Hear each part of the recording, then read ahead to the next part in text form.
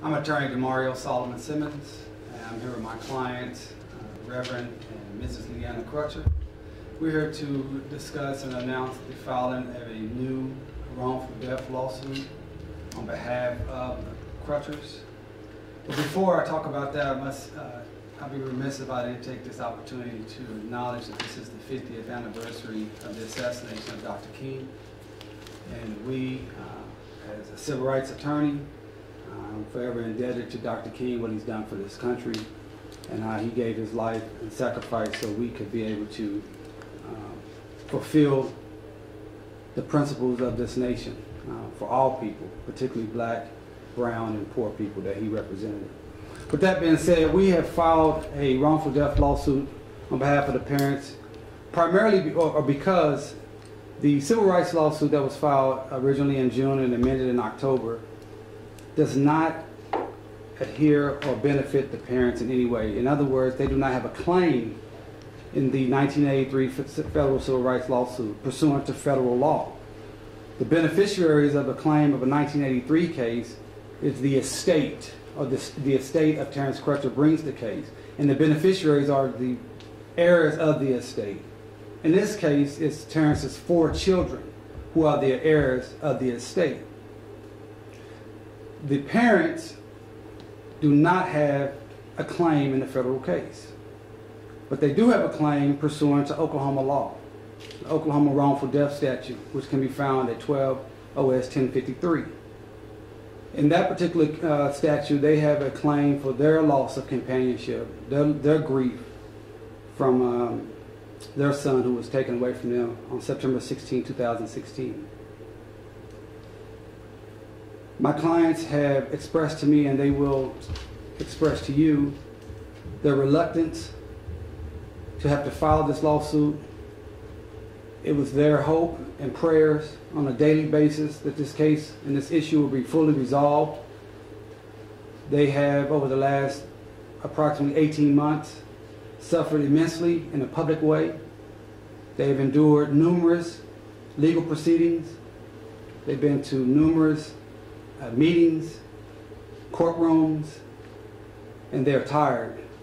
But they both expressed to me that this was the time that they wanted to go ahead and move forward because this case has not been resolved fully.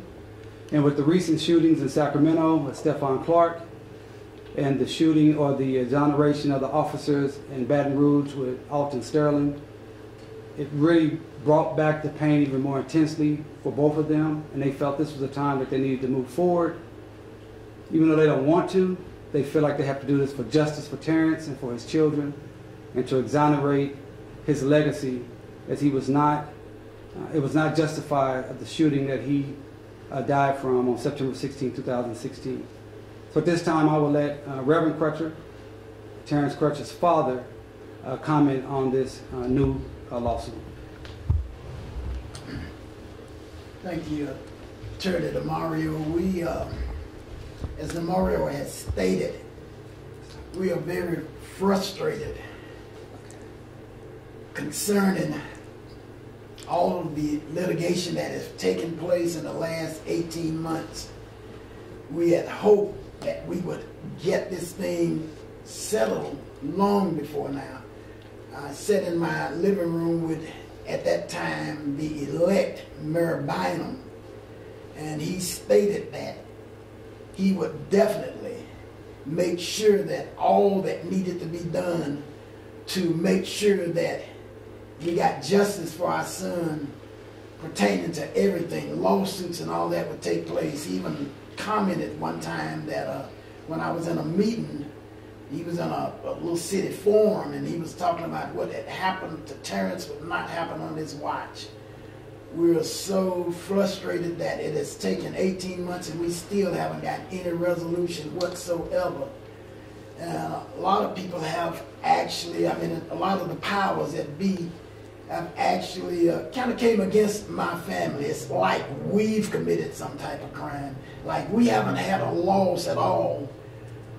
We cry every night. We haven't had a chance to grieve at all, going back and forth into this courtroom, into that courtroom, going to this meeting, that meeting, still no resolution. And with all that has been happening since the shooting of the young man in California just brought back all of those memories again. The same steps that we went through, we seeing that family going through. It's a never-ending fight. We're just tired and we're sick and we're tired. Tulsa's a town that I love. I've been here all of my life. I've served this city. I've served young people. I've done so much with the talents that God has given me in this city. I've had opportunities to go to a lot of cities. I'm a musician and I've had opportunities to go and live in other cities and work there, but I chose to stay here in Tulsa. And I'm just appalled at the way that we're being treated. Crutcher. I'd like to say, first of all, that I am so tired. Attorney Solomon Simmons has stated that it's been 18 months, and it seems like it's been an eternity. Not mayor-elect, but the mayor sat in our living room. He and one of his assistants, or whatever you might call him, and stated that he would get justice for my son, for our family. But nothing has transpired. Not one single thing. How do I feel? How would anyone feel as a mother who has lost their child the way my son was killed? I'm hurt. I'm devastated. I am so tired. We have to go in and out, courtroom after courtroom, listen to attorneys talk their language that I sometimes don't understand, but I want the city to know that the Crutcher family, Mrs. Crutcher, is so tired. I don't want to have to come and sit before all of you and state everything that I'm feeling, and I'm not actually doing that, but someone needs to hear our voice. My son was killed, regardless of the outcome. Everyone saw the video. I will never get over that. So don't tell me to get over it.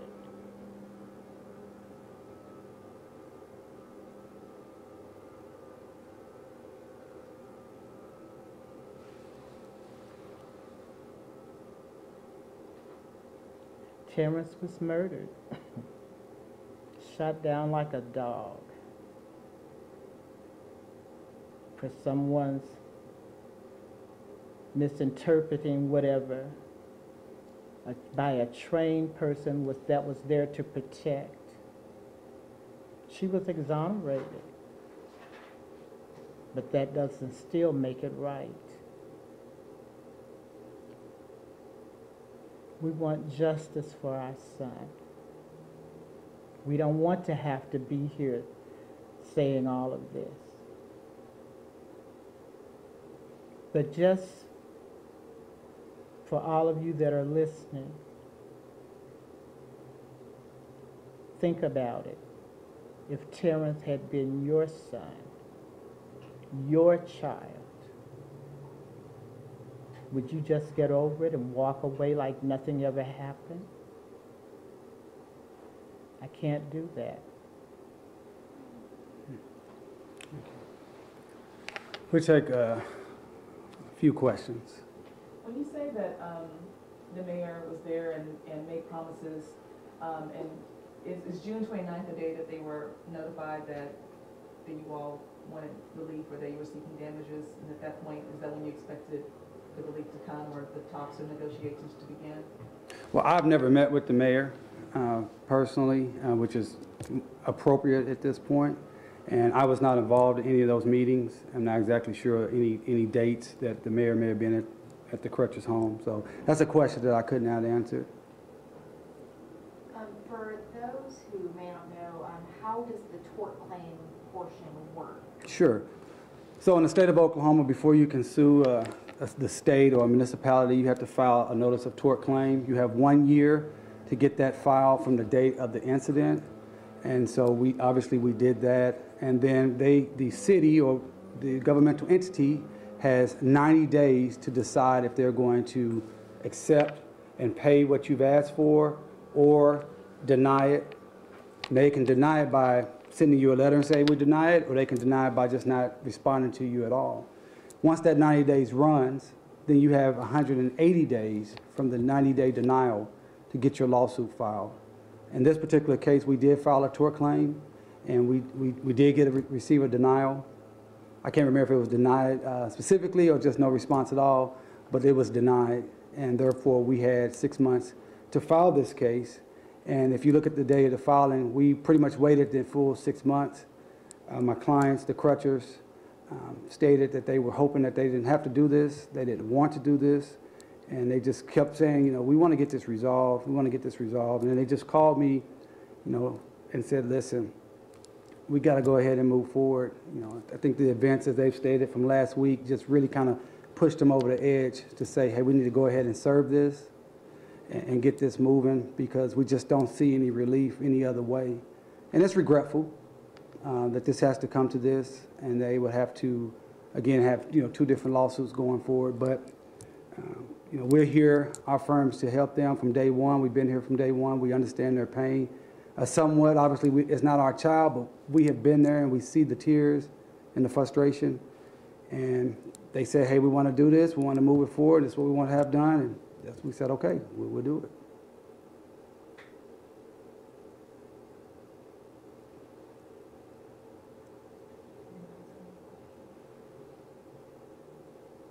How are the children who, you know, we have been with this family for a long time now, so, you know, how are they doing now? The children are doing great, as great as it can possibly be imagined.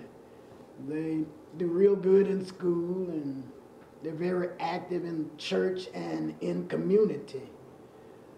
But when they're alone and they're in their rooms, I find them a lot of times crying about what has taken place, what went on with their dad, and they don't understand any of this stuff that's going on. They don't understand anything about lawsuits, about estate and them being heirs of the estate. They don't understand any of that. We really don't explain a lot of it to them because we have no idea of the whole legal ramifications of that. But as far as how are they doing, they're doing real good. They're doing real good. They're real troopers in all of this that have gone on. They look at the television, they understand about what is going on with the shooting of a lot of young black men. My 17-year-old granddaughter, Takaya, is growing up and she's doing real well in school, and she kind of understands this. She's been on several panels where they've asked her questions about what have happened, and she kind of understands it. The 13-year-old Tajane and the 6-year-old, they don't understand a whole lot, but they know that they miss their dad and they cry a lot. Tajane just stated to me the other day that it seemed like it was just yesterday that happened to their daddy. They're still grieving. Are they still with you all? Yeah, they're still with us. Okay, any other questions? All right, thank you.